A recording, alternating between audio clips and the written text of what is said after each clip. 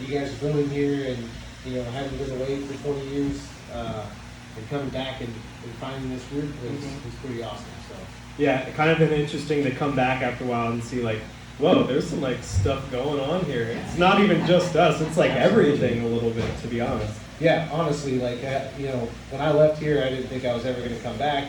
And then I met my wife, Lena, and she didn't want to come here. So, but over the years, probably 2019 when we came back, bought our first investment property then, and then just kind of started looking at the town in a different light, started coming back more often, and building a business and things of that nature. And meeting you guys in 2021, right in the middle of the pandemic. Yeah. And, it's like, what is IC doing here in Brooksville, Florida? Like, what is going on? Yeah. Right. So, definitely kind of solidified it for me at that point in time. Yeah. And Colorado is a very comfortable place too, a great place. So to leave that and to be coming here is amazing. That says something for this town. Yeah, absolutely. Colorado is cool. Lived in a lot of cool places across the country. Been to a lot of cool places across the world.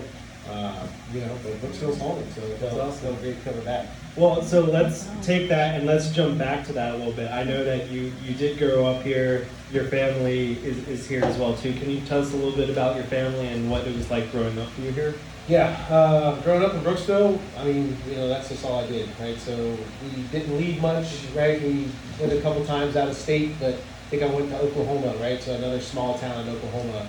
And so it was kind of a similar thing, right? Big towns, Tampa, Orlando, we thought were huge, cities. But at the time, if you looked at them, they weren't really that big of cities.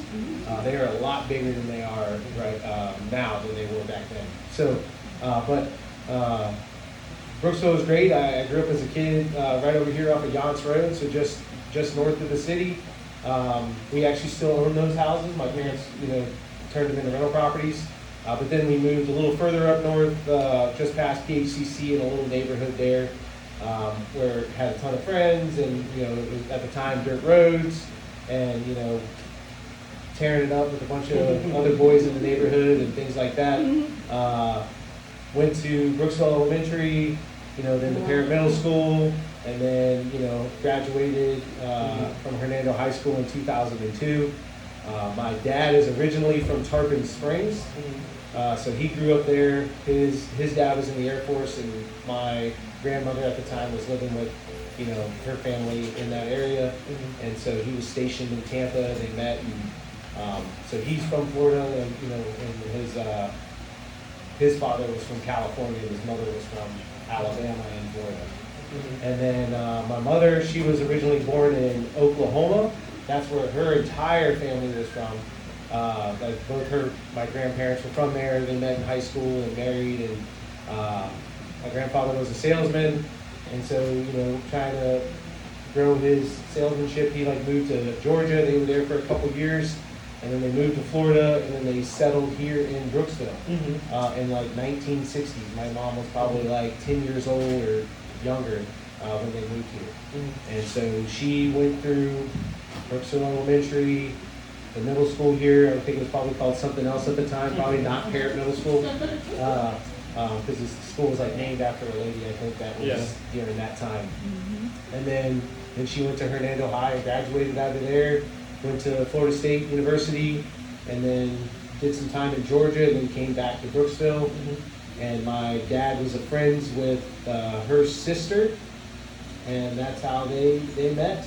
My dad originally wanted to go with my other aunt, but the sister that he knew was no, you want this sister. Okay. So, good sister. Yeah, and that happened to be my mom, so luckily, that all kind of played out the way that it did. That sounds like a lot of Disney movies too, maybe. Yeah.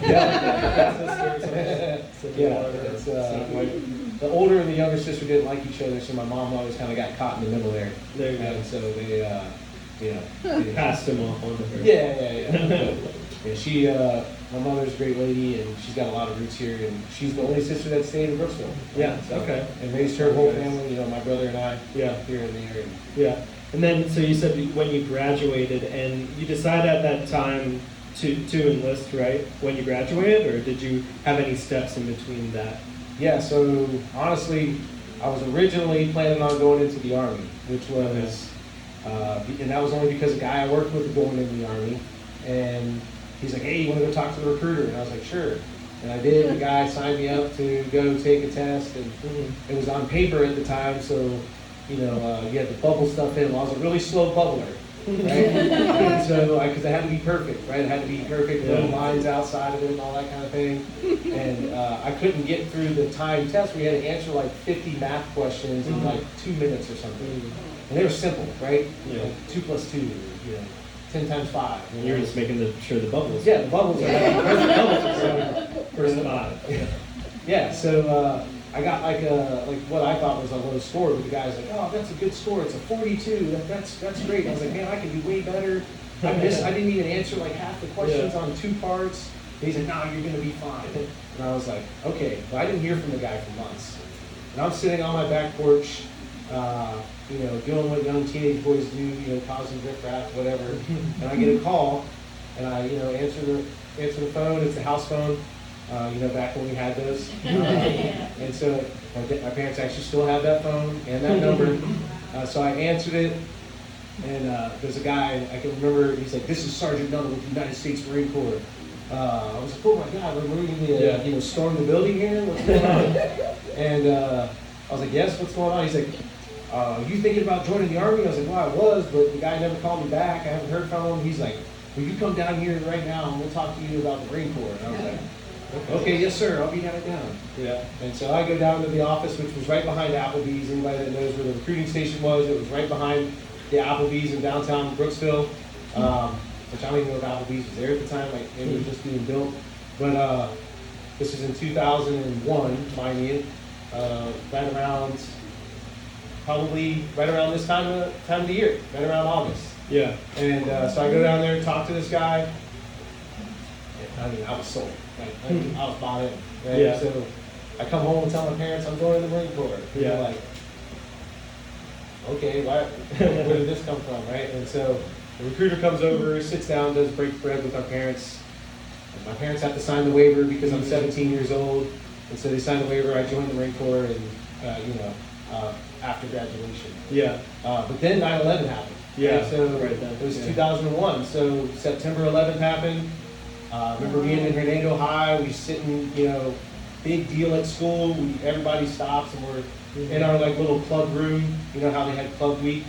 Every so often, what was that week was a club week, and we were in our club, and we just sat there and watched the news screen, and it was like, what the heck's going on, right? Get home, and my dad's like, so you still gonna join? And I was like, yeah, that just makes me want to do it even more. So and then had a lot of fun my senior year, knowing how what's going on with the war is what I was thinking, right? Having fun then? Yeah, a lot of fun things I did that year. Got in some trouble, skipped a lot of school. Yeah. And it was funny too because I got called into the principal's office. There's multiple principals. And I did one of the times. You went into each one, right? Yeah. Well, just about. They had a board on them. I had to go talk to all of them at once, except for the main principal. They're all the vice principals. But I skipped a lot of school that year because I went over the amount, of unexcused absences. But what saved me was one of those three of those absences was because I went off to what they call a mock boot camp. So you go off to Paris Island. They run you through being what a recruit at Marine training is for 3 days, and then you come back. And I explained to them I did that, and they're like, "Oh, you're going in the Marine Corps?" They close the book, they set it aside, and they're like, "Okay, I think we can talk." And then they just started talking to me about the Marine Corps. And I was like, "Oh man, that's easy." Yeah. So start using that more often. Okay, there you go. What was your first job like once you got into the Marine Corps and kind of got settled? What was your first role there? Yeah, so after went through training and then went through another training thing to learn how to be like an infantryman, because every Marine's a rifleman type deal. So you go through boot camp and then you go through a short infantryman's course, right, just to learn how to shoot and move and all this kind of stuff. And then after there you go to your MOS training and you learn what job you have. So my job was Special Intelligence Communications Operations. And so we worked in the community, inside a community called Signals Intelligence, Electronic Warfare, who's responsible for collecting enemy signals and then reporting against those. And as the communications guys, we were responsible for providing comms, to the various teams that would be out, back to the, central center, we call it the operations control element, and then ensuring that we would get higher headquarters stuff. And then eventually, as we progressed and we got into the wars and stuff like that, we were trying to get national data, down to the tactical level, and the tactical data back to the national level. So we were responsible for networking and things of that nature. And my first duty station, it's real tough. It was in Hawaii, and so I got to do a deployment out of there, go to Southeast Asia, spend some time on what they call a Marine Expeditionary Unit, where we get to go on a float with the ship. So it's a pretty cool experience, It's definitely not like the Love Boat, in a nice cruise. You're in a room with probably 200 other guys, sharing bathrooms, sharing space where, somebody's sleeping right above you, right below you. There's, naked guys all the time, so it's an interesting sight to see. And it was, my first time, and it was crazy because we got to do a lot of fun stuff. And got to do a lot of cool things because of the type of job that we had and some of the places that we went. Well, the technology was rapidly changing a lot back then. Did you have any quick technology updates that you had to deal with at that time? Yeah, it seemed like all the time we were having to learn new stuff. Right at first, it was like, hey, this is a radio, that you're learning, and you're learning how to use radios. It's not like a typical handheld radio that you would see at Walmart, right? This is it has what they call cryptographic, capabilities. So you have to load it with crypto, and then you have to make sure that the timing on that is correct, and then you have to make sure that you can connect to the other radios and their timing is correct. And sometimes you're utilizing satellite communication radio technology, where you are having to find a satellite in the sky where you basically hey, this is your azimuth and your elevation. You're like, what the hell is an azimuth and elevation? And so you're having to figure that piece out and aim this little radio at. It looks fake because you're just aiming it at the sky. Yeah. So when you're first 18, 19-year-old kid, and you're coming from Brooksville, you don't know any of that crap.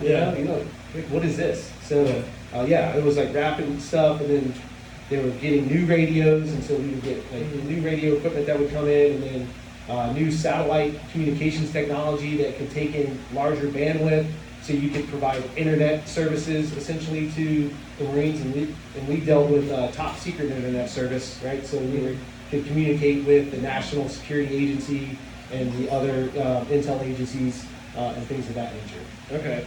Wow. So yeah, it was very technical field, and I wasn't a technical guy, right? I came from Brooksville. There wasn't a lot of programs. I did a technology class, a couple of them in middle school, but that was playing on a little, record yourself, or make this little boxcar, and that kind of stuff. It wasn't real technology. Yeah. Also, okay, so you're already retired after 20 years, correct? I retired January 31st of 2023. Okay, gotcha. So I'm in my last 5.5 months now. Yeah. Before I retire, and I'll be retiring. My ceremony will be October 15th, and it'll be here at the treatment. Yeah. Cool. So in that time, from when you were just out of high school until technically still going, what's been your greatest accomplishment professionally during that time?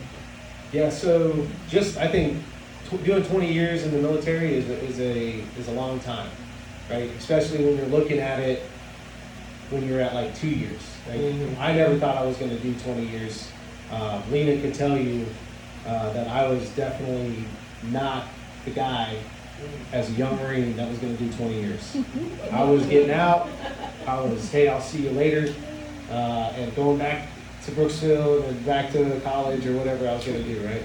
I had plans, but God saw differently, and luckily that happened, and we can talk about that a little bit, but greatest accomplishment, is throughout my career, man, was always trying to figure out a way to do better, do more, trying to figure out a new thing.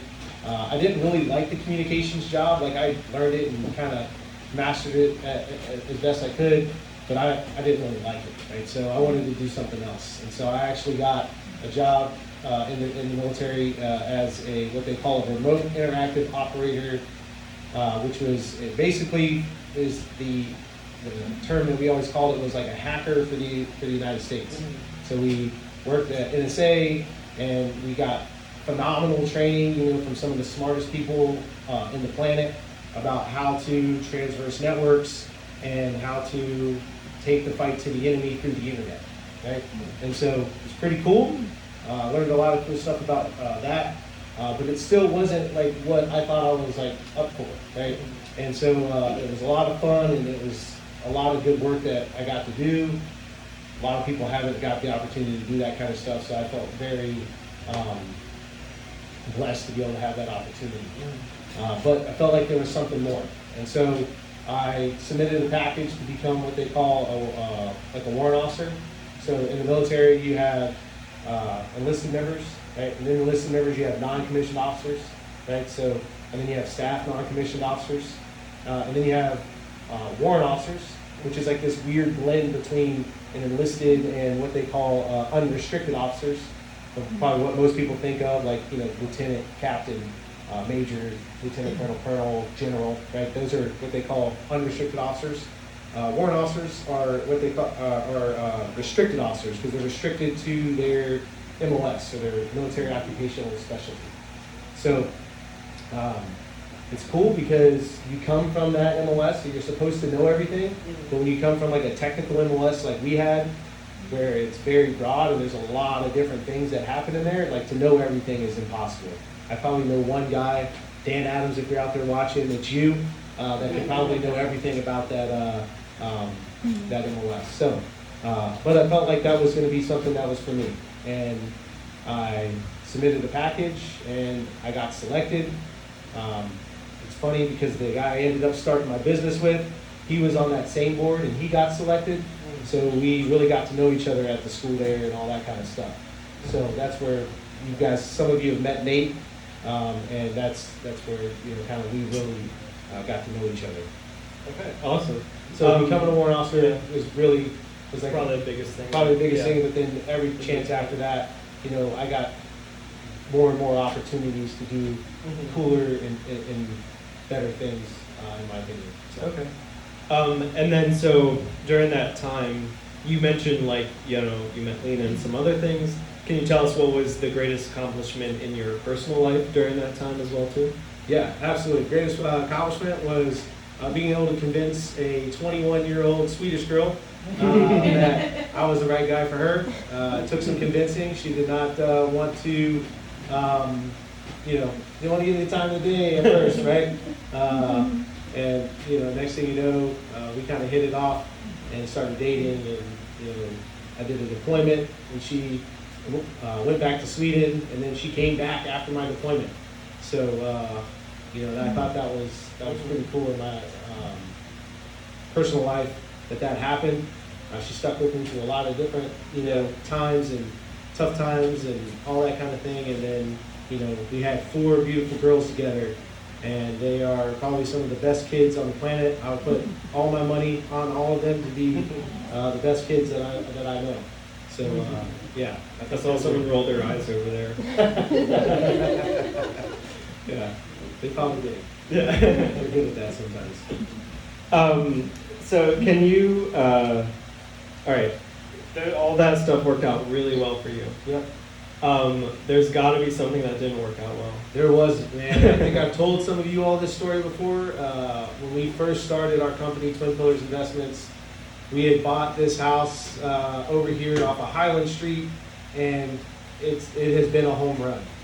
We thought we knew what we were doing. Lena and I had bought a property right before that one, and it was a great base hit, like we called it double, right? And then when we bought this other property, like we're gonna knock this one out of the park. It's right over here off of Main Street. I know that Sarah definitely knows what house I'm talking about because it's been under construction for years. We bought this house in 2019, basically September of 2019, I think when we closed, maybe October. So almost 3 years ago to this month, we bought that house. thinking we were going to turn it into this triplex.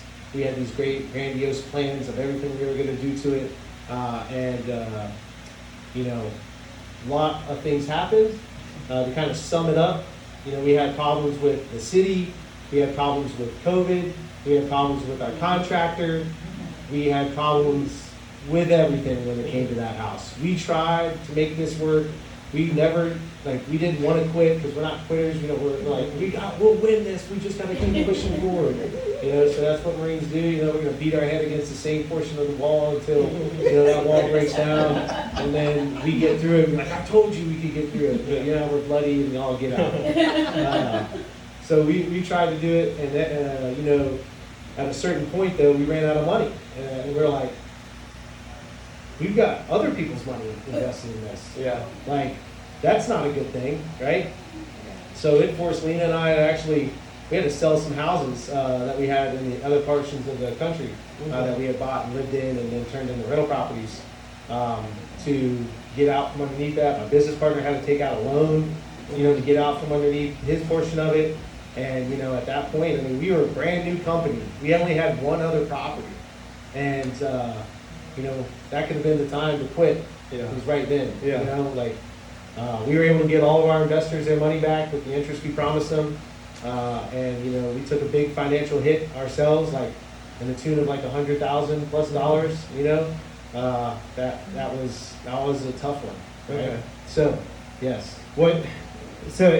Take us back to that time. What can we all learn from that? Some takeaway that to help us. Man, be humble. Okay. Yeah, I would say be humble. Understand that, you know, yes, you might have done some good things and you might have had some success, but, you know, we went in. I don't think we were cocky because we were running the numbers and we had a team that we thought was the right team, right? We had contractors that I knew from when I was a kid.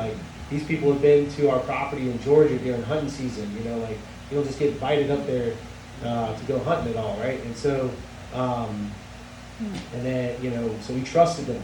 We had a lot of trust in them. I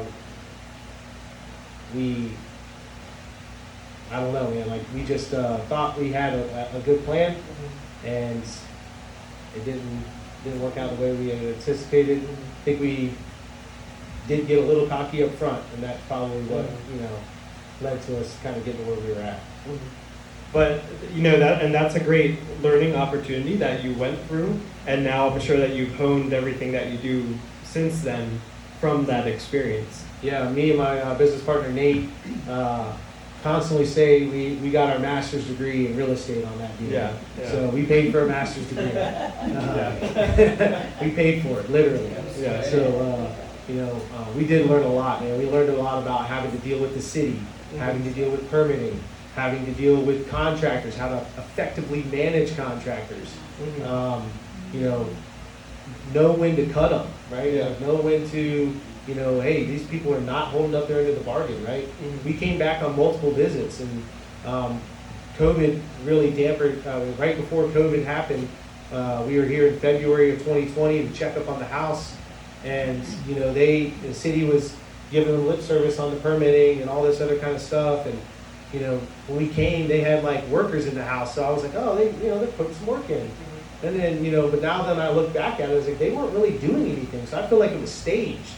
You know, just, you know, that they knew we were coming, so they wanted to have some people in the house doing some stuff, right? And so, you know, learning that just because you know somebody and you know them for a long time doesn't mean that they're trustworthy. Gotcha. So, you know, leading into that in terms of you know, success, and you learned from that, you definitely made some successes since then. How do you define that? And maybe that was an experience that kind of helped you define what success actually means. Yeah, I mean, so you would think that was a failure, right? And I don't say it's failure, I'd say it was a loss, right? It would have been failure if we quit, right? We never started again. But man, we didn't get out of that deal until the end of 2020.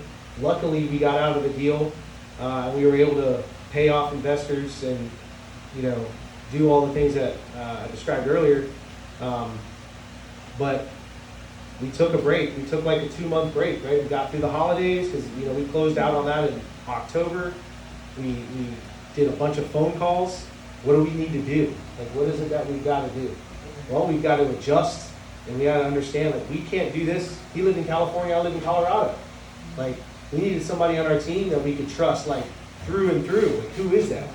My brother, right? And he was already semi-involved with, like, knowing our stuff and, you know, kind of keeping track on a few things here and there. And the other person was his brother. He was already kind of involved doing some management with some of the tenants that we did have, right? And learning those processes. So we were like, man, we just need to bring our brothers on our team. Like, we trust them, right? Like, I trust my brother and he trusts his brother. And so next thing you know, there's like 4 of us, and it was a little bit easier. And in 2021, we acquired 4 more units, right? We started hitting baseball again, you know, getting singles and doubles, and, you know, picking stuff up off market, picking up stuff on market. We got smarter with our processes. We you know, made sure we picked the right contractors. We made sure we picked the type of properties that we needed to pick that suited what we were capable of doing with what we had available to us. You know, we were trying to hit a long ball on a property that needed a complete gut, you know, rehab. It was our second property, right? Together. And so, you know, we bit off more than we could chew. Like, hey, all right, we don't need to take a big old bite, right? We can take little bites. Yeah. And we can start learning and get better and, you know, become more efficient. And, you know, you only need a base hit. If every player on the team gets a base hit, then you're scoring runs. You won the game. Yeah, you're going to win. Yeah. So when you start bringing people onto your team, and obviously that helped you right there, what advice would you have to people here about when it comes to bringing more people onto their team in order to achieve that? Yeah, bringing people on a team is scary because trust is a hard thing. Luckily, we've got family members that we trust dearly, and we're bringing them on our team, you know, consistently, right? Lena now does our social media management. She built our websites. She's really helping, you know, behind the scenes when it comes to our business and helping us develop it in a new way so we can reach, you know, other people, people that we don't know necessarily, and things of that nature. You know, we've been in discussions with my friend Michael back there about him coming on. He just retired, and, you know, maybe bringing him on the team. You know, we got a lot of trust in him to help out with some, you know, accounting type stuff. You know, he's retired. He's not over here trying to work every day. You know, he wants to help out, right? And so we trust him, and, you know, we want to bring somebody like that on the team. But at some point in our business, we're going to have to hire, like a new hire, like somebody that we don't know. We're going to have to go through a hiring process, and, you know, we're going to have to, you know, really consider who it is. But I think we have a leg up because we're used to evaluating people as tenants, right? So there's a process for that. Also, as Marines, we've got processes for evaluating people, right? And so I've done a lot of evaluations as an officer. I think I've written hundreds of fit reps. I've had to do my own evaluations, right, for, you know, writing my own, I guess, information for the report, right? Yeah. So I understand, you know, evaluating folks and, you know, trying to pick the right folks. And I feel like I've always been able to notice when somebody's a team player, somebody that's going to be a ball player, right? That's going to get in there and do work, right? And those are the types of people we want to attract. Somebody that you don't really necessarily have to walk through every little piece of every detail. They come in, you give them some guidance, you give them some feedback, and you go from there. So I know we're going to have to do that, and I'm looking forward to it because that means that we've grown to a level, but I'm also a little nervous about that. Yeah. I was just thinking, like, it might be illegal, but maybe you could do, like, the same physical test that you had to go through to become a Marine to get into your team. Yeah, hey, we're actually doing a, you know, 75 hard. We talked about that where if you wanted to come on our team, you got to finish this program. When you finish it, you can come back and talk to us. Yeah. You can start, like, recruiting off of, like, their page of, like, who completed. Yeah. And you'll know when they complete it because this is, I mean, there's a different mindset that you get after you're done. So, yeah. Okay.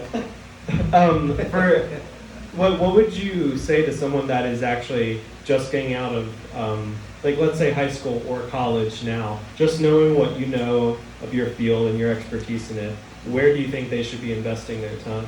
And I say invest your time with other like-minded folks, right? But also finding people that are maybe different than what you're into, right?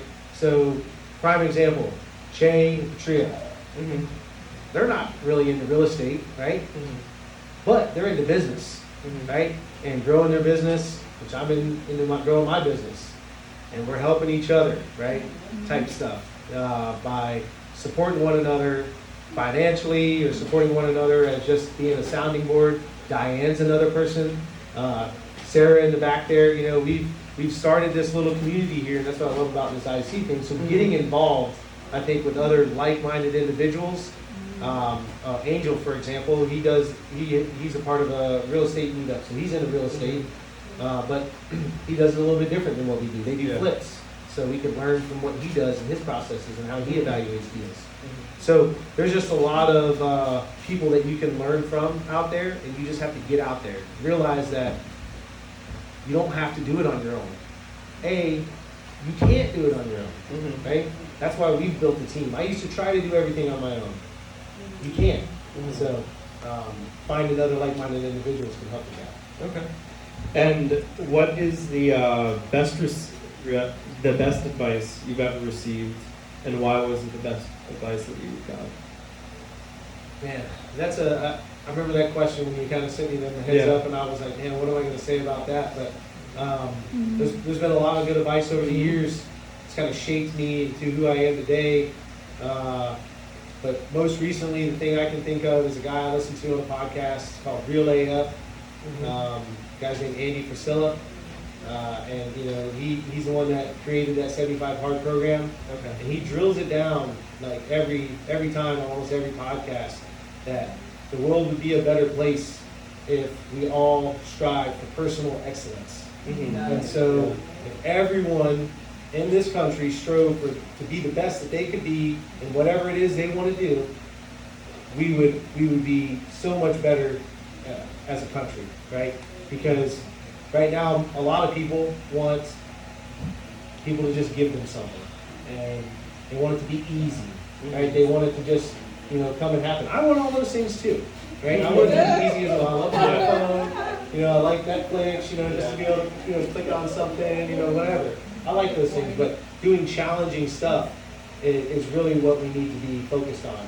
And entrepreneurs know how challenging it is to be an entrepreneur, to grow a business, and figure all this stuff out. I bet it feels like to most people, like it does for me, like this must be the first time this has ever happened to someone, right? But no, it's not. You go and read a book, you go and listen to a podcast, you're going to quickly find out that you're definitely not the first person that's happened to. Okay, yeah. So it's definitely not easy, but I love the fact that you say that, of like we all have to be constantly challenging ourselves. It's even like what you're doing with the 75 Hard and everything, like the fact that every day you're challenging yourself. I think I could say that all of us, not every day we're challenging ourselves. The fact that like we want to think we are, maybe like a portion of the day, but not all your free time and everything to be signing up to something like that. So that's a very redeemable quality and that's the second time you're going through that, right? Yeah, and then I also did the Live Hard program, or doing the Live Hard program. Can you mention, I forgot to say, I don't know if I mentioned actually what that even is to everyone. Do you mind quickly saying? Yeah, I'll give a quick synopsis on that guy, Andy Priscilla, I was talking to you about, personal excellence guy. He was kind of doing bad in his life, even though he was doing really good in life, right? He was, but he got overweight, and he just got off track on some of his things in life and things of that nature. So he needed to get like a jump start back. And so he devised this plan, and he said he was going to do it for 75 days, and he was going to do the same exact tasks every day for 75 days. And they were simple in concept, difficult in application. So you got to do 2 workouts a day. Both of them have to be 45 minutes. They can't be back to back, and one of them has to be outside. And I started this program in Colorado with Lena, and it was in January, so freezing cold outside. And so you do that, then you've got to pick a diet and stick to it. He doesn't care what diet it is. He doesn't care what workouts you do. You just have to pick one and stick to it, right? And do it. And then you have to read a nonfiction book that's designed to make you better. And you have to read 10 pages a day, which, it's not that bad. Yeah, definitely doable. And then you have to drink 1 gallon of water every single day, which, can be hard. You got to pee a lot, right? That's why I went to pee right before we started.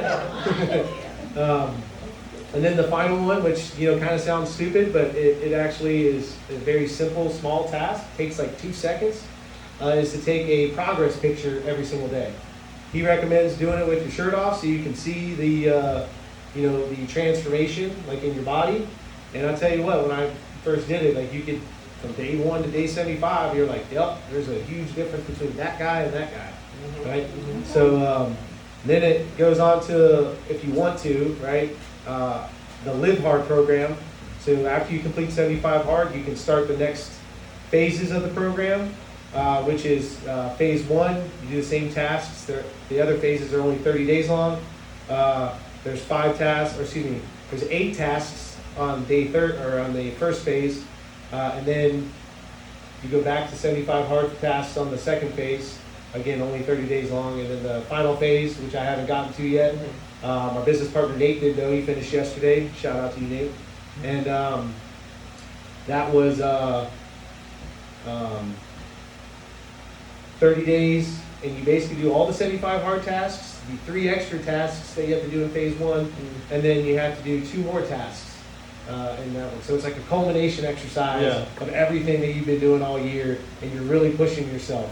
Yeah. And Lena and I start that December 4th. And so it's going to be over Christmas and New Year and all this other stuff. And so, really challenging time to do it. But we're going to get it done and we're going to finish it. But the thing is, in between phase, I finished them so fast that in between phase 2 and 3, I had enough time where the app goes, do you want to do another 75 hard? And at first it's like, I got scared. I was like, no, I don't want to do that. Yeah. And then because I got scared, I was like, well, now I have to do it. Yeah. Right? And I had kind of gotten off track, when I got off the program before. So I was like, I'm doing it again. So I started 17 days ago, and I've been holding strong. My brother started with me. Lena started with me. I had a buddy that started with me. Yeah. They all failed. They were dropping like flies. Yeah, and I was going to say, like, once you miss a day, you have to start over. Yeah, you miss one day, and you got to start all the way to the beginning. There's a lot of stories out there. People that's happened to you a few times. Not me. No, okay. People are not willing to say that. Only me. No. I mean, there's some close calls, man. Sometimes, it's to be like 12 at night, and you got to go get it on. So you're like, I could pick the bed, or I could fail. I could choose to fail, which that's not an option. Yeah. So get out there and go for a walk or whatever you're doing. Yeah. If people are listening tonight that are like, I've never heard of that. That sounds really cool, and not because it's like a huge challenge to you in your personal life, but they're thinking like, I don't know if I could do that. What would you say to them? I would say you can. I mean, my brother, who hadn't read a book in 10 years, hadn't gone to the gym in 20 years. Why you're really throwing him under the bus? No. I mean, he hadn't done a lot of those things. And when I started the program earlier this year, and I was coming back more often, he's like, "Man, I'm really proud of you. That's really cool that you're doing that." But I ain't doing that. And I was like, "I didn't ask you to." He's like, "Okay, I just wanted you to know." And I was like, "All right." I was like, "All right, cool, man." And then I left, went back home. I gave him the book that I read, right? 75 Hard, Winning the War Within Yourself is the name of the book. I gave it to him, and he started reading it. And call him up on the plane. And the guy that obviously you're reading it from created the thing, so he has a way of making you probably want to do it, right? And called him when I got home, and he goes, "I started 75 hard this morning." Cool, man. I was like, "I'm proud of you." That's cool. And he finished it, dude. He went and he finished, that phase of the program. So that's I would say you can do it. It's all in your mind. If you, it's not. Oh yeah, I forgot one of the things you can't do. You can't drink, right? So a lot of people that's like their sticking point, right? And I like to have drinks. I drink beer. I drink all kinds of stuff. But there's a time and a place for it, and being able to cut it out of your life for a little while is super important. I've done that in the past, so I knew I could do it for 75 days, but when your friends are having fun and they're having a party or something like that, you probably want to have a beer, but you just can't. But you still can have fun. Yeah, you can, and that's what you learn, right? You can have fun with your buddies, doing stuff, and you don't have to drink. They can drink, and you can be around them. Yeah. I wanted to ask about, so in all that time, other than, the 75 Hard guy, someone that maybe you've known more about, you've learned something about them, or you've even met them in person, the most innovative person that you know, and then why you respect them. Man, so I thought on that question too, right? Because that's kind of hard. There's a lot of innovative people in the world, a lot of innovative people I know. One of the things I told Lena just on the way over here was some of the most innovative people I've ever met are Marines. Why do I say that? Because Marines aren't given a lot of stuff like the Army or the Navy or the Air Force.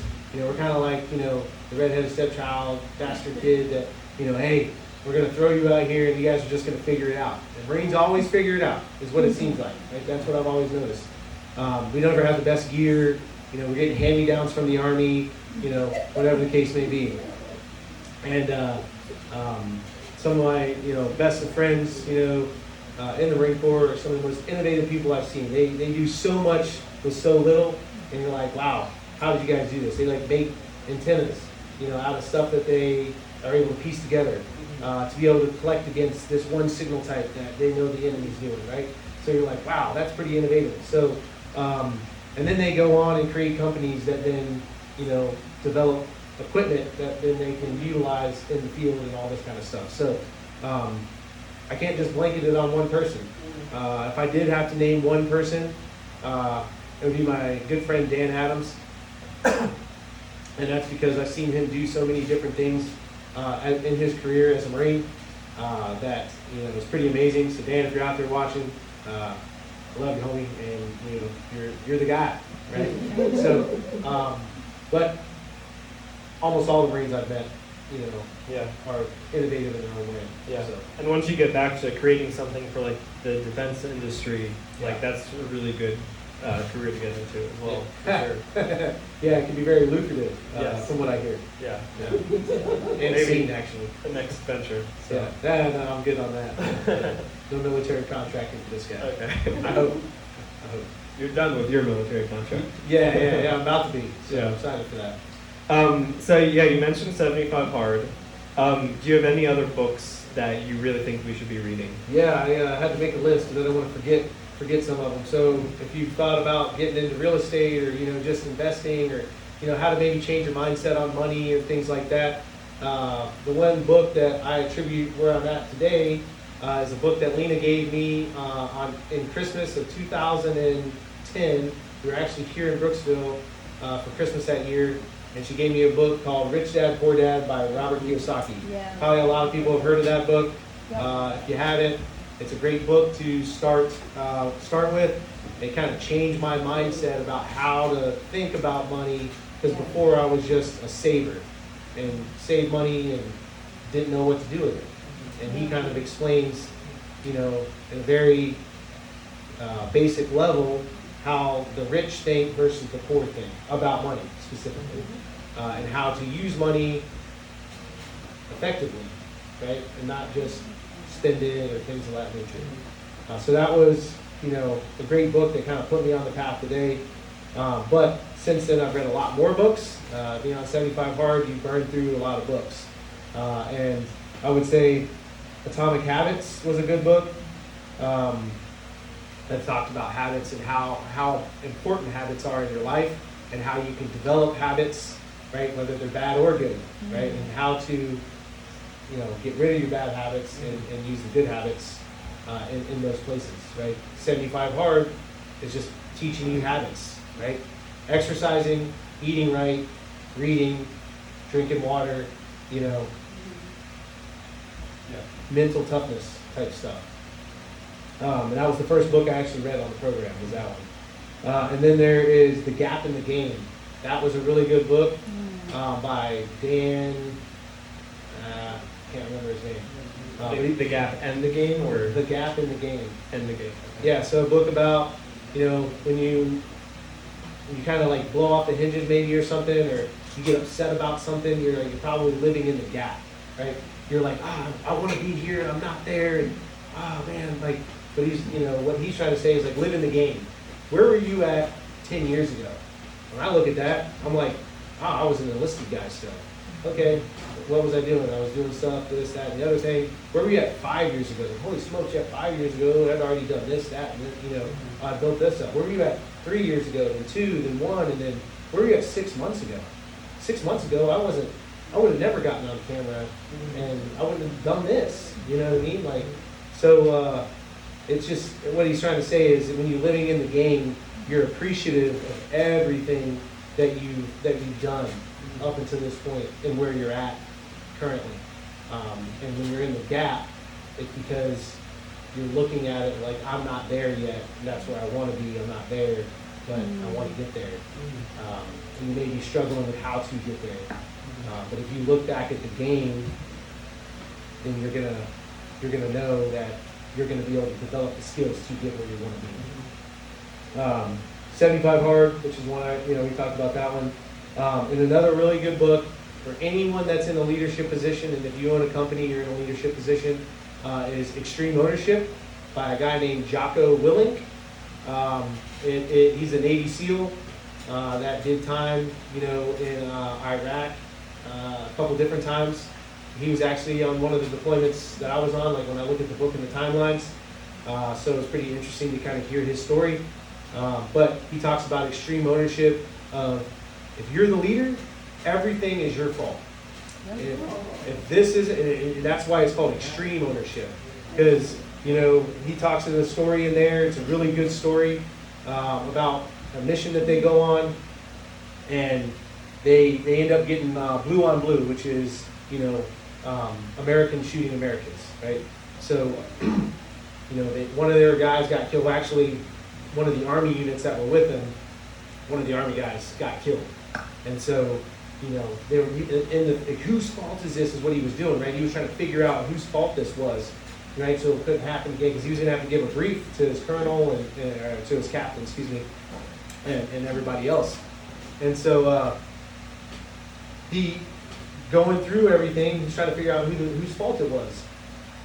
Well, at the end of the day, long story short, I don't want to give it away, but he recognizes it was his fault, right? And it was his fault because he's the leader. He's ultimately responsible for everything that happens.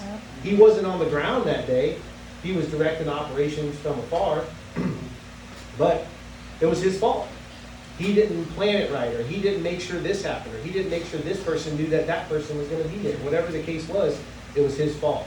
And so taking extreme ownership of what's going on in your life, again, about personal excellence and things of that nature, he preaches that kind of stuff, really resonated with me across my life, right? And so I try to remember that principle. Obviously sometimes you're always looking for somebody to blame, when it all comes back to it, whatever the problem is, it doesn't matter, it's your fault. Yeah. I think that's a great doctrine, especially for all of us trying to do something on our own. Like, at the end of the day, if you're not putting in the time to do it, it is your fault. That's why it's taking so long. It's on you. Yeah, 100%, man. It's a really good book. And I will have to give a shout out to Humans book that we talked about last time. Yeah, Eric, you mentioned it, that the book about humans. Yeah, Sapiens, that was what it's called. No, I read that one before, so when you said it, I never heard anybody else that read it. So I was like, that book is really good because it talks about people and, how people think and act and why they act the way they act and everything else. So it was really cool because it reminded me of a book that's much shorter than this one, but it's called Tribe by Sebastian Junger. That book is just touches the surface of what Sapiens gets into. So if you like Tribe, you'll like Sapiens. So it's a really good book too. So cool. My next question is actually one that I stole from Che's podcast. I thought it was a really good question, but it was, and he has a good podcast, by the way. It's good. But it was, what does the first hour of your day and the last hour of your day look like? Man, that is a great question. Yeah. So first hour of the day, getting up probably around 4:45 now. I was getting up at 4 a.m. before, but 4:45 I started prioritizing sleep. I noticed I needed to get more sleep. So 4:45, I'm getting up,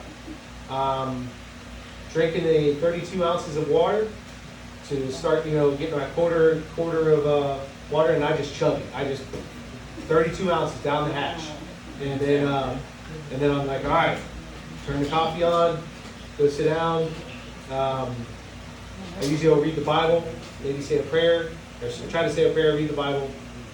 Lately, sometimes I hop on Instagram real quick, to look at something, and then I get on the book, and I start getting my 10 pages knocked out.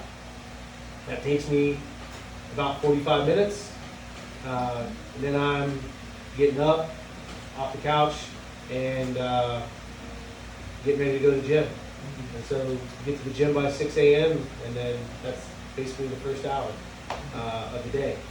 And then last hour of the day, man, I try to go to bed by like 9 o'clock, but it doesn't ever seem to happen. So it really varies. It depends on what's going on. I'll go out to other events, sometimes we're at real estate meetups, or, maybe there's a political event going on, or like last night, I had to get on a call with a client, right, to discuss a deal that we had together, because he's in California, so he's 3 hours behind me. So 7 o'clock for him, which is when his kids go to bed, is 10 o'clock for me, right? So I'm on the phone with him until 11 a.m. So it can vary, but I would say like the last good hour, try to spend it with the family, we eat dinner, we'll go to my parents' house, eat dinner with them, or some kind of variation of that is what I would like to get to, a certain time and shut off all comms and decompress. Cool. All right, I have one last question for you, and then we'll open it up to you guys for questions, or we'll even turn it on you where he might ask you guys a question. What do you believe that Brooksville needs to focus on to be an economically vibrant city, focused around health and everything in the next 5 years? Yeah, I think I've heard a lot of people that come up here and speak. I know Eric kind of mentioned this the other time, but we need more things to do in the downtown area. Like everyone knows, everyone in here, I'm preaching to the choir, right? So anybody that's out there, hopefully you guys know, we just need more things to do in downtown. I think that would just drive more people here. If you look at Florida Cracker, what they developed right over here behind us, that's like its own little area to go and hang out at. Like you can go get food, you can go get a beer, you have a good experience, you can go shopping. There's concerts that happen there. I know Friday Night Live is great. Brooksville, the Main Street Project, right, is phenomenal, right? By bringing people in and giving people things to do in the downtown. Could you just imagine if after Friday Night Live at 9 a.m. or 9 p.m., right, as people were wanting to go out and do something, you could walk across the street and you could go get a beer. You could go have a cigar out on a patio or something like that with some friends. You could get a glass of wine on a cheese board. You could, get a nice dinner, something like that. You could have an experience, and it all kind of happens out through the night, and then you go home by 11 o'clock, 12 o'clock, and then, that was a nice Friday, out with your wife or your kids or whatever. So we need more experiences in the downtown. And so what you guys have been doing at IC, or trying to do anyway, I think most people in here want that to happen. I think most people in Brooksville want that to happen.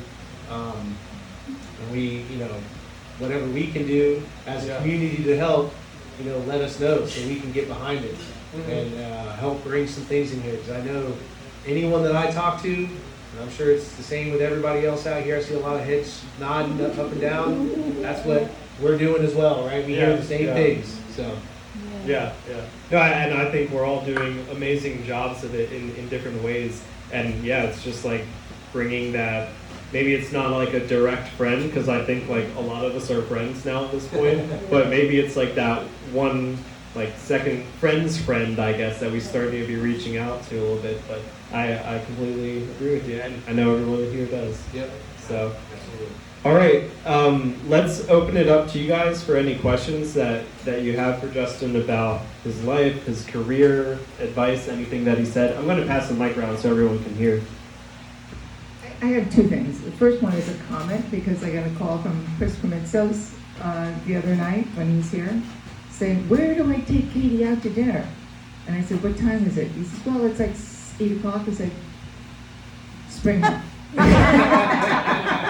Brooksville. And restaurants aren't open on Saturday nights or Saturdays at all. And so he was like, oh, I didn't know that, this happened here. It's like, oh, we usually go out at 8 o'clock and then we expect you to go through the night. So, and I have a sort of a real estate question for you. Yes, ma'am. Bob and I have been talking a lot about Brooksville and thinking, what do we need to do to get things going? And one of our comments was, geez, we really need an indie theater, like a really cool little creative arts theater in town. And then I mentioned it to some friends who own the Peng Bang Day Knit place, and she goes, oh, Nancy, that's too sophisticated for Brooksville. I don't think so. So what is your take on that? Yeah, I think people would like certain stuff like that.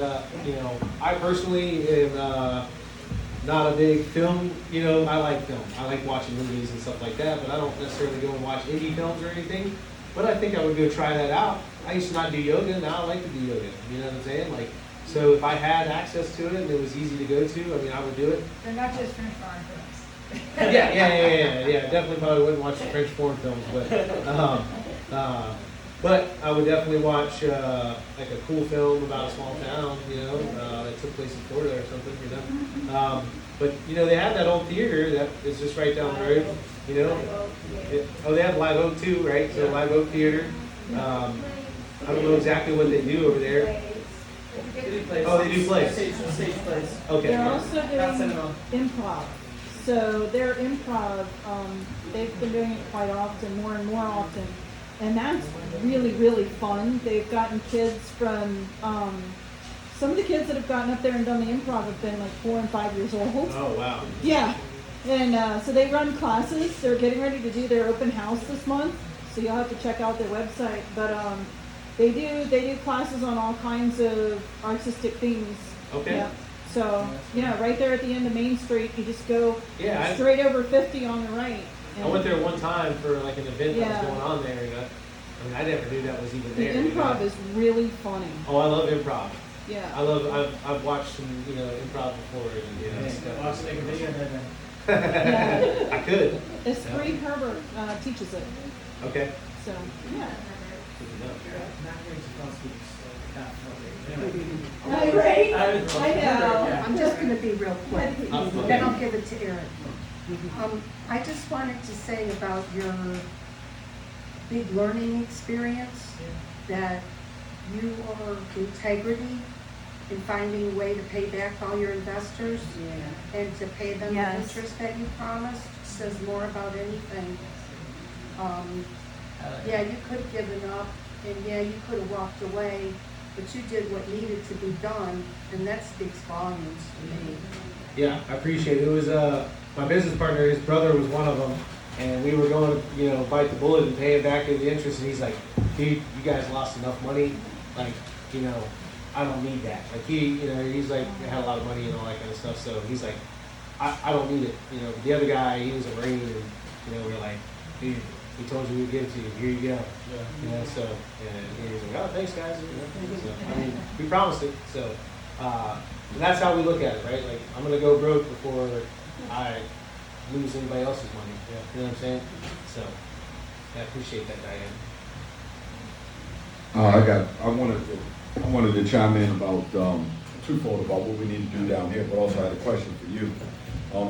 I've been up Crystal River a lot lately, and that has the largest Duke Energy plant in the state. They sell power all over the state. If you go to like Sarasota, Bradenton, they have Tropicana. Lakeland's got a racetrack. They have a minor league baseball team.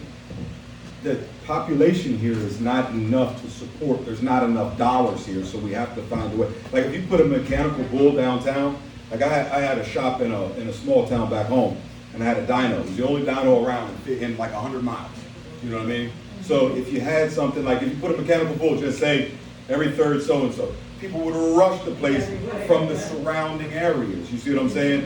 If things like Innovative Collective, if we did lobbies like to get, you know, a minor league team or something like that, we have an airport right there. We have, we should have industry on some level. You know what I'm saying? But anyway, I wanted to ask you, why real estate? Is it purely money, or is there love? Is it in the family, or? Yeah, so it really came down to that book, Rich Dad Poor Dad, man. Like I read that book, and he talked about real estate, and it interests me. From once I read a book that interests me, you know. The book I read before that, like a long time before that, was probably Dan Brown's Da Vinci Code, and I really liked that book. Right. So outside of that book, this is the next book I read, and I fell in love with reading it. I read it within 2 days. I couldn't put it down. And so I started reading more about real estate. And I was like reading like, oh my goodness, you could use this to build wealth. And you know, this could be like what I do when I get out of the Marine Corps, right? Like this was just, I just started reading more and more about it. And the more I read about real estate, the more I read about wealth creation, which that's nothing you're taught, right? And so I just got really interested in how to build wealth. And then I was like, wow. And so I would read about investing and started reading about how to invest your money effectively and how to use money to effectively, so that way it was like going out and making you money when you slept. And so I started investing in stocks, and you know, lost some money there too, but started learning a little bit more about investing in index funds because they're lower fees, and I learned that from a guy I work with, right?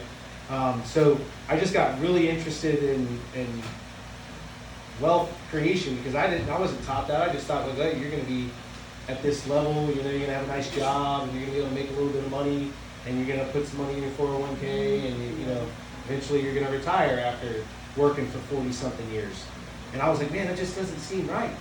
And so after reading that book, it was like a light switch. I'm not kidding. It was like a light switch. And I was consuming information for a long time after reading that book. Then I got bogged down with my career and learning that and trying to be the best I could there. And so I kind of tapered off a little bit. But then I met my business partner I knew him already, but we met again at a different time. And we talked about real estate, and that's kind of where we sparked our interest back into real estate. So, and thank you for that question, Eric.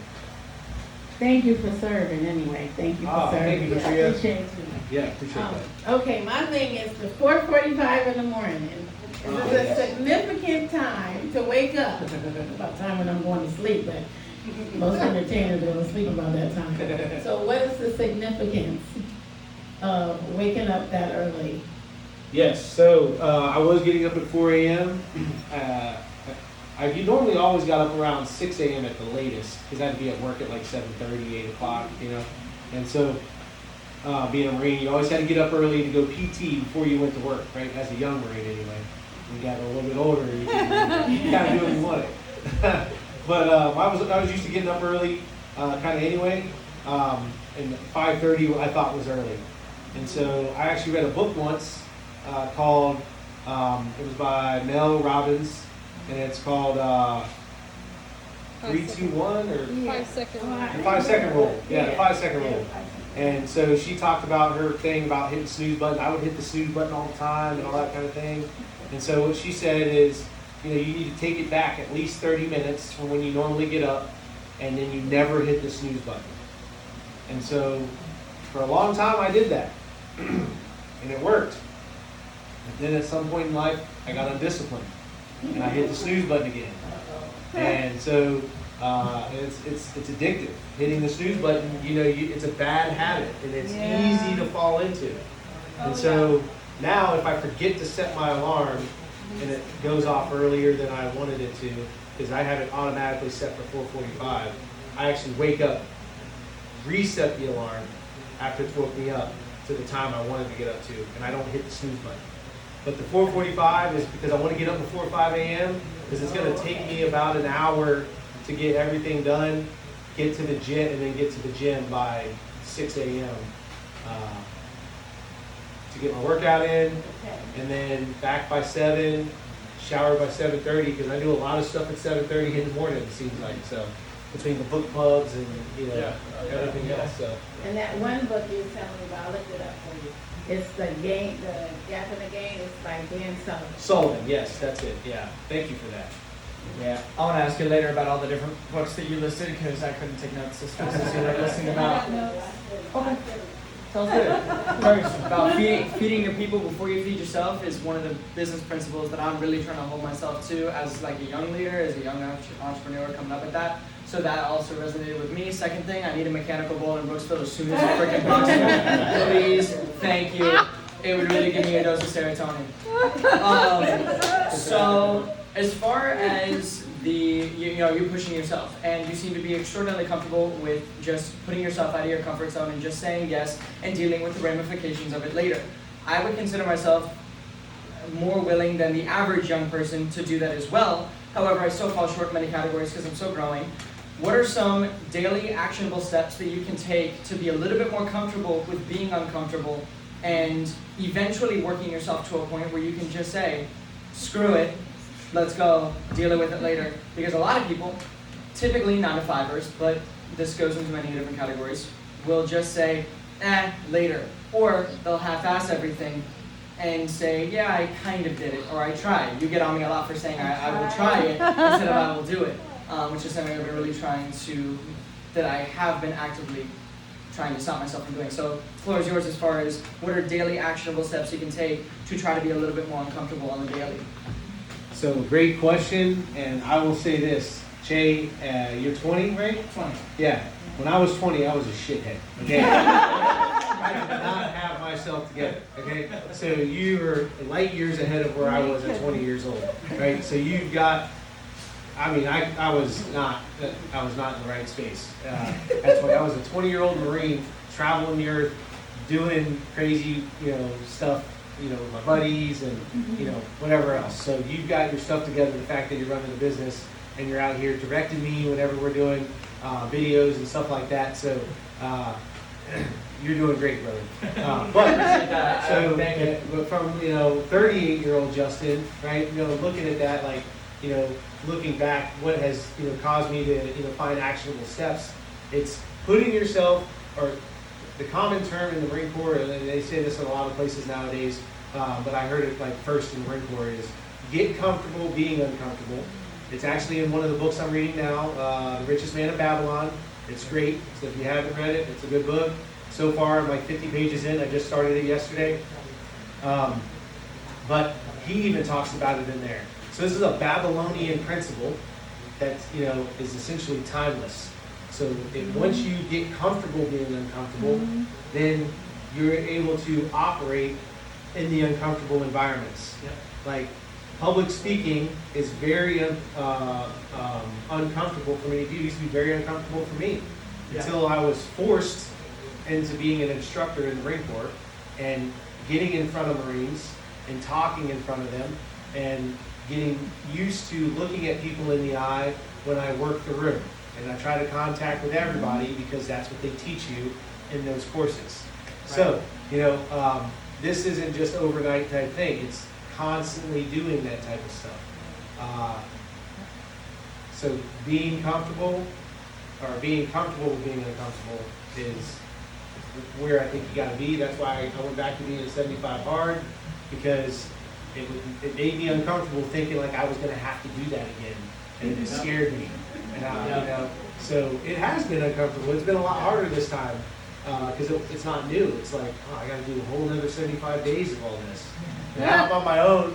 Operating on my own. Even Angel, I'll call him out. He failed too, but he restarted right away. Yeah. So he's back on day 8 right now. So good on him. That's the plan. If you fail, you're supposed to just start right over the next day. Don't try to wait, because people that do that won't ever finish the program. To get comfortable being uncomfortable. Stage. I can't believe you're saying that, because you're going to see him on stage. I know, I was just asking him. He's amazing. Stage is comfortable for you? Extremely. Wow. Okay, If you haven't seen Che in a play, that is one. that's a show. It's awesome. I'd love to go watch Okay, that. anyway. Hey. Okay, I'm proceeding with the question. Oh, also, movie theater would be awesome.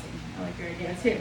Yes. That's different than the play theater. But Yeah, let's talk about that. Okay, so I wanted to ask you, and I didn't know if I had a chance to afterwards, but my third grade teacher, because I came in a little late and I heard about you talking about your family, so my third grade teacher was Mrs. Noe.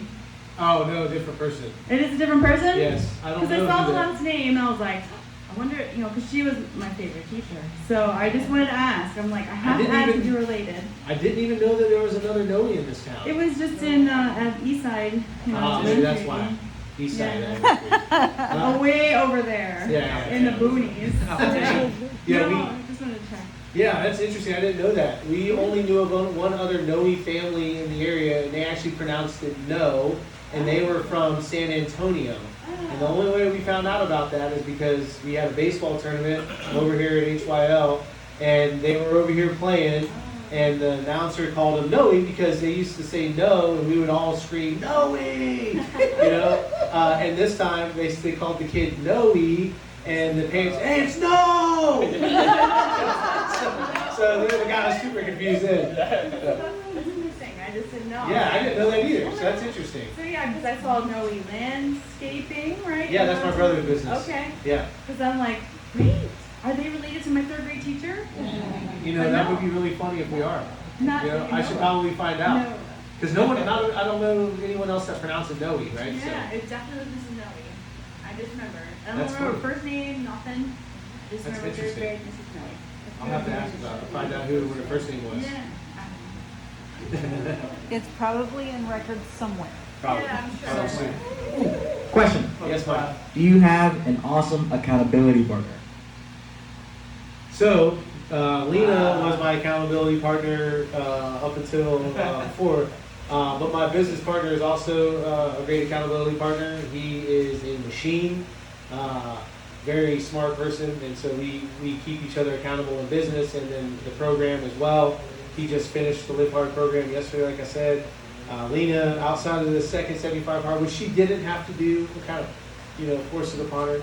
But throughout the program, her and I have really kept each other accountable on the program. But are you meaning like in life?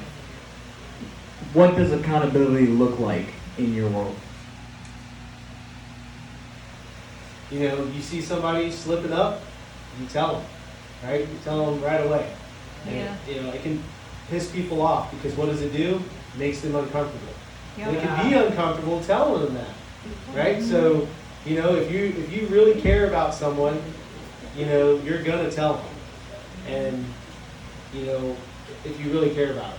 If you don't care, then you'll just let them do whatever, right? So I think you show people that you care by telling them when they're slipping up. It can be very hard to do, and I think you have to do it with the right people and somebody that gets it, because you could hurt a friendship or something else if you're bluntly honest with everyone about everything. And one more. What is your favorite method of goal setting? Man, so I've done goal setting stuff in the past, and it's I don't know. I just put it in my head, and I know what it is, right? So I know where I want to go, and if I write it down, it seems like I don't end up doing it, right? So I just kind of try to imagine what it is that I want. I will write the stuff down, right? Don't get me wrong. I will write it down, but I feel like your goals are going to change as you go, right? You're going to see new information is going to come, right? And your goals are going to morph and they're going to change. Like, I didn't want to deal anything with land, like buying and selling land, until I met a guy that buys and sells land, and he taught me how to do it, right? And we partnered with him on some land deals. And so now we're doing that, right? But that wasn't a goal of mine, but it is now. So it's hard to set goals, I think, because things are changing in life all the time. But I say one of my big goals is to be a great father, a great husband, a great community leader, and a great real estate mogul, if you will, right? All things real estate, right? So that's where I want to go. So I know that those things are in my head and those things are in my heart. So if I put them on paper, that's great. But I know what it is I'm striving for every single day. So yeah, I think that's that's where I can answer that. That's a good question though. You're powerless. Oh, powerless. One more question, I know. Hold on, we'll answer this. So what? Yeah, we brought up a good point. So I have a thing that I do every single day outside of 75 Hard. It's a power list, and there's 5 things that you have to do there. But a power list isn't for goals. It's tasks, daily tasks that are going to help you accomplish your goals. So I have 5 daily tasks that I do. So. What are they? Well, it's not, they can change, right? So, but I try to keep them the same, even though he says you're only supposed to do them for 21 days, and at that point they're supposed to be a habit. Yet he says 75 days for the other habits that he wants you to have, right? So, what's that? Correct, it is. Yeah, so it takes up, most people, the average is like 67 days, so roughly 70 days to change a habit. And so by doing these power list tasks every single day, you can achieve so much more towards your goals, right? And so mine are revolving around, real estate activities, putting my phone away for an hour to spend time with family and friends, putting clients in my CRM, sometimes I'll change the task. I'll usually maybe leave one open for okay, I need to follow up with this client. If I put it on there, I have to do it or I lose that day. And I don't like to lose. So if I put it on there, I got to do it. So I was doing it all right before I came here. I was not crushing stuff out. Yeah. Tria. My question is a little unrelated. It's more for Nina. Yes, I get to hear the microphone. Yes. This is our reverse steer, by the way. What my thing is, when you going back to Sweden and when you come back, would you bring me back some chocolate? That's all. Yes. Hey, you know what? Her parents will be here in October, so Yeah, they'll be here. We can ask them to bring some. Yes. And licorice. That's right. Oh yeah. So we've been talking about mindset, discipline, accountability, and everything above. And you say that you don't like losing, and that was a massive motivator for you. A lot of people around me, particularly I have to deal with a lot of these people, think that they also don't like losing, but there are so many cushions in life that allow you to, even if you lose, feel like you haven't. So my question to you is, what are your thoughts on 8th place trophies, and how do we deal with people who have been given 8th place trophies? Yeah. So that's a very interesting question, Jay. You always ask some tough ones, and I like it. Yeah. So again, I think it goes back to what I said earlier: individual accountability. Right? We've got to get back to that. We've got to push it as a society. We have to do what we can do best, and we have to be the best version of ourselves every single day, even in the tough days. Right? I have tough days. I'm sure everybody in here has a tough day, or maybe even a tough week or a tough month. I have them too. I just came off of a bad couple of weeks, right? I was just in a bad place. And getting out of that bad place is hard. And it's people like you all. It's going to things like this. It's talking to people and, learning and understanding that, you're gonna lose on some days, right? But yeah, the 8th place trophy thing, man, I just tell my kids, you can throw that in the garbage.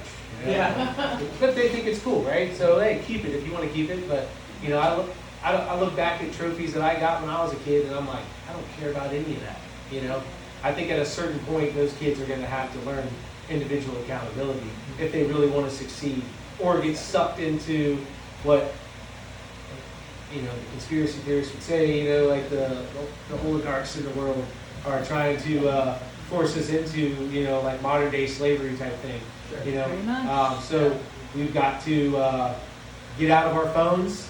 That's why I put it on my power list to stay off of it for an hour. It's only an hour, But how many times do I go to reach for it? I'm going to search that. You're like, oh, I can't. I got to turn off my phone, right? So I had to turn it on to get on. So I'd have to openly say I'm going to not complete that task or start the hour over again, right? Yeah. Which I did on accident once, and it was 56 minutes, and they're like, oh, order pizza, and I flipped it open, and I was like, oh shit, I gotta do it again. Yeah, so yeah, but individual accountability and then just showing people what it looks like to succeed, right? By being the best version of yourself every single day. And that's what I've been trying to do. And I'm not perfect by any means, man. I'm having regular losses, but try to win the day is the goal. So.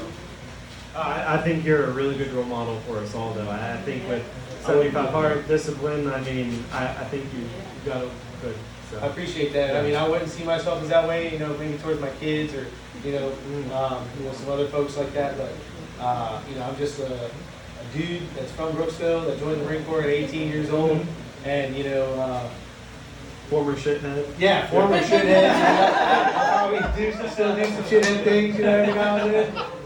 When I'm with my Marine buddies, I'm sure where's Karen at? I apologize ahead of time when we come here for my retirement. I'm sure we're gonna do some shithead things. But we're gonna have fun when it's all said and done.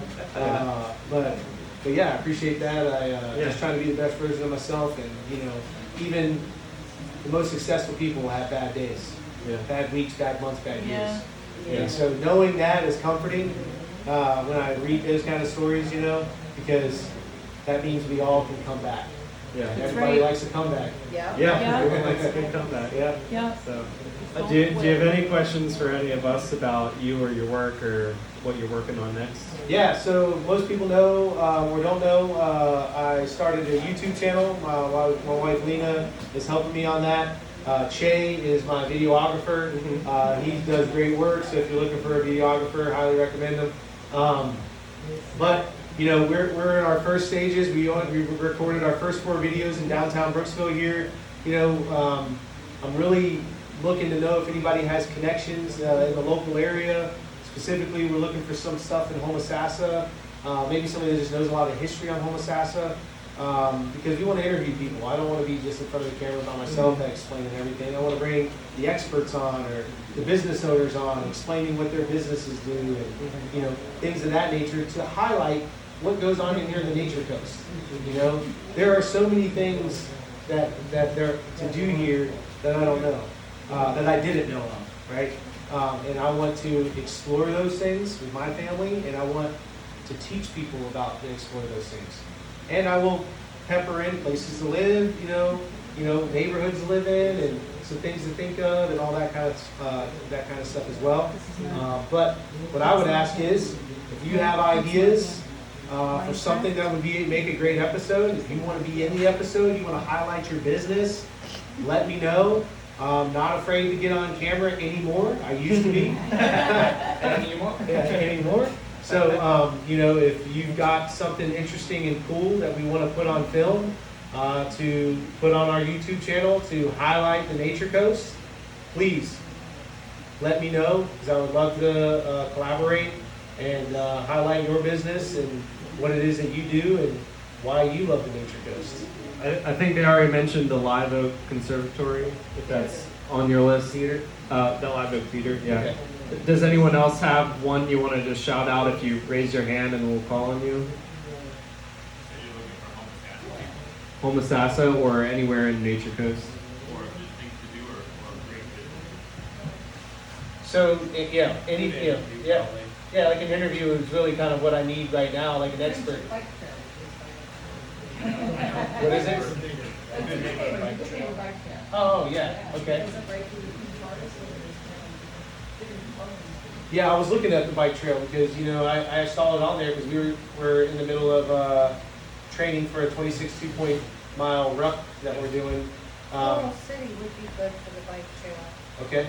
I was going to say like a bike group maybe. You could interview a bike group that does the Suncoast. I got Oh, the that's a right good person idea. for you for the bike. Okay. I got the right person. That's a good idea. I just want to say we have one of the coolest businesses around. Yes, we definitely need to do that. We know that one time. We need to have a, Ginny Lee or somebody in there recording, and then, they got a great podcasting room, so maybe we could do a podcast about the podcasting room. Thursdays and Sundays. Yeah. And generally, we'll be going up at the end of October to the Keys, which we will be going with us.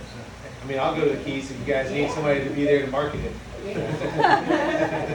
I'd say for the like Nature Coast, there's a bunch of like good restaurants. I know like the Arepica crowd something or other. I haven't eaten at any of them, but I see, but I've seen people there all the time. Arepica, did I say that? Restaurant, but I like there. Yeah, no, there are. I mean, I had some, a buddy whose dad is he's a Marine buddy of mine. His dad's looking for a place down here, and I was showing them around the area and took them up to Crystal River yesterday, and Cattle Dog, Coffee Roaster, man, they have got a great Americano. Great.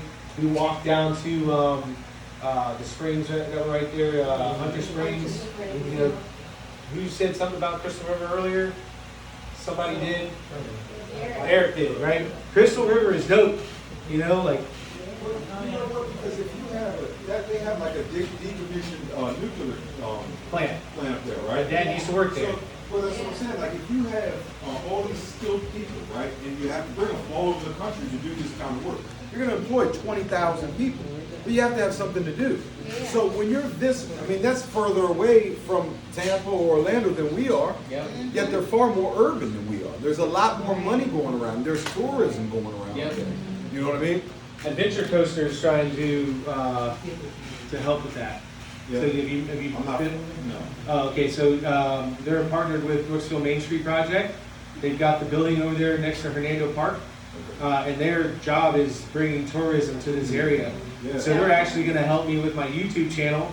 One of the guys that works in there, thank you Diane for giving me that connection, is going to help us with the Weeki Wachee State Park. And so they're trying to bring stuff here to Brooksville to bring, that's the Blueberry Festival. That's the Friday Night Lives. That's the, Christmas in Brooksville, like that, Were you here last year for the Christmas? You need Yes. you need to bring young professionals, from 28 to 45. That's why they 60, started Marker 48. Marker 48 is a brewery up in Springfield. And they were trying to bring, I think they have a computer-based company, and they were trying to bring people to come, and they would come around here, and they'd be like, there's nothing to do, so they started a brewery. And they keep their people longer that way, everybody's a little happier. And then John and Tanya, do you know the brewery that's coming in right down here off of Jefferson? John and Tanya, do they come to this group? They've been around. We see them all the time. Yeah. Just having the brewery doesn't make the people. We have to get people to come. How many breweries do you have to pay? There's nothing unique about that. No offense to whoever's opening the brewery. But there's nothing unique, and there's no reason for people to pick Brooksville when Newport Richie's already got one, or you understand what I'm saying? So that's what I was saying. If we had I don't know what it would be, but if you're spitballing or what have you, if you had some minor league baseball team or something like that, just little, stuff like that. I think if you got did something with the airport over there, there's money there to get people here. That's a third stop for the shuttle. That's a big airport. There is a lot of unique. It's gonna get bigger. There's a lot of unique things. I was going to mention someone that maybe runs boats or something can go out to the Hernando Flats with them, and that's an area I think a lot of people hang out at during the weekends around here. Scalping is up here.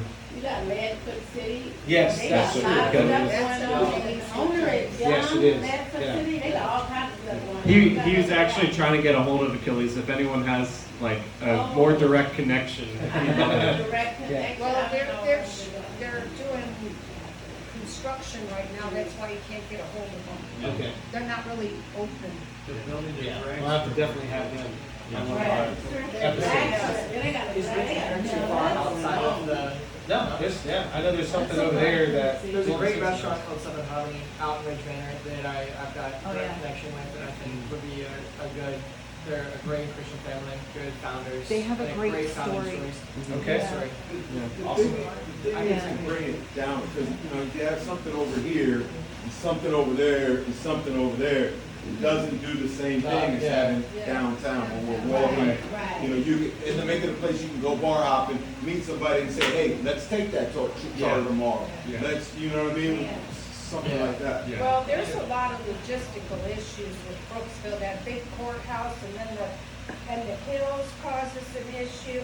I think we need some transportation that takes people from one end of downtown If you out had to a trolley, Granville. that just would Exactly. make this, I mean, no little town has a trolley. If you had a We trolley. did have for a That's a while. great I idea. didn't know, I talked to Adventure Coast, I had lunch with her on Friday. She's gonna see about getting the bus, the bus, to try and put routes through Brooksville. So at least that'd be something. Don't Something. cost a lot of money, because everybody's like, oh, get the money. Right. We need a They cute little really, trolley. we really That would be need to awesome, connect wouldn't both it? ends of the downtown. It would Well, be a it's good that we have all that. I mean, I think, yeah, you got a lot to, you can tell everyone does one more for this We're all time getting too, but fired for up sure. now. Yeah, now we're gonna fight. But just the fact that you're highlighting all those things, I think is amazing. And there's a lot of cool stuff. It is like, yeah, it is kind of dotted around, but like, you can tell when you put it on the map, there is like a central region to that, and that's pretty much right where we are now. Yeah. So, Absolutely. We can get anywhere quick from Brooksville. yeah, Right? yeah. So, But we need something here too. yeah. Yeah. Well, thank you again for being for doing this. This is awesome. I really appreciate it. All of us doing it too. So, thank you guys for being here. Thank you for sticking around for the questions. Again, for Karen for opening this up, being inside. It's a wonderful place. I love the store.